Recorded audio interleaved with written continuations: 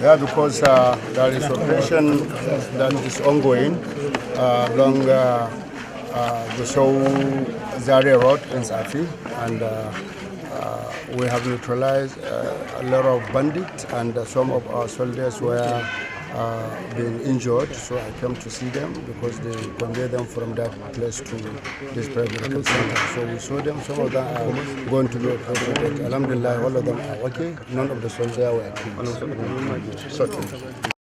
Thanks for checking out Symphony on YouTube.